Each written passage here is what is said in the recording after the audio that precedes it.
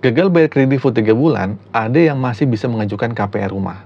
Nah, kenapa bisa seperti itu? Simak video ini sampai habis. Nah, seorang individu baru-baru ini mengalami keterlambatan pembayaran kredit full selama 3 bulan. Namun, masih berhasil mendapatkan persetujuan kredit atau KPR di Bank BTN. Nah, hal ini pasti menimbulkan pertanyaan nih mengenai proses evaluasi kredit yang dilakukan oleh bank atau potensi tidak sesuai dengan sistem layanan informasi keuangan atau yang disebut dengan SLIK OJK. Dalam situasi normal, keterlambatan pembayaran selama 3 bulan seharusnya otomatis sudah masuk klik OJK dan dianggap sebagai kredit macet, ya enggak? Namun, tampaknya ada kejanggalan yang membuat informasi tersebut tidak tercatat di sistem tersebut atau tidak masuk ke catatan sistem SLIK OJK.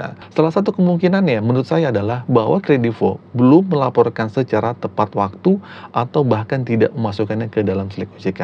Penyebab ketidaksesuaian ini dapat berasal dari beberapa faktor, seperti kebijakan internal dari bank, mungkin kerjasamanya khusus antara Kredivo dan antar banknya, atau pengaturan tertentu yang membuat data keterlambatan pembayaran tidak terlihat di SLIK OJK.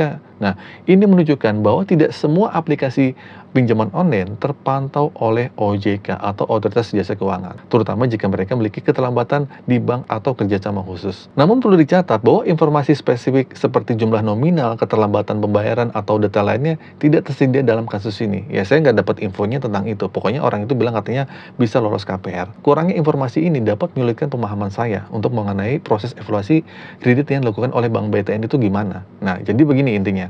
Penting untuk diingat bahwa setiap kasus bisa menjadi unik dan tidak selalu menjadi patokan bahwa keterlambatan pembayaran Kredivo tidak akan mempengaruhi pengajuan KPR di bank lain. Ya, kalau misalnya kalian sedang gagal bayar sebulan 2 bulan, coba aja ngajuin, itu mungkin bisa. Nah, faktor lain yang mempengaruhi keputusan pemberian KPR termasuk riwayat kredit secara keseluruhan, termasuk kredit motor yang mungkin masih berjalan, itu mungkin akan mempengaruhinya juga gitu. Nah, meskipun demikian, kesimpulan dari kasus ini adalah bahwa perlu untuk selalu memprioritaskan pembayaran hutang dan mengelola keuangan secara bijak ya. Dalam menghadapi masalah keuangan, kalau kalian sedang gagal bayar atau kesulitan, penting untuk tenang dan mencari solusi terbaik untuk mengatasi keterlambatan pembayaran atau utang kalian. Keberhati-hatian dalam pengelolaan utang juga sangat penting ya, menghindari pinjaman yang berlebihan dari berbagai pinjol. Hal ini dapat mencegah terjeratnya dalam siklus utang yang lebih besar.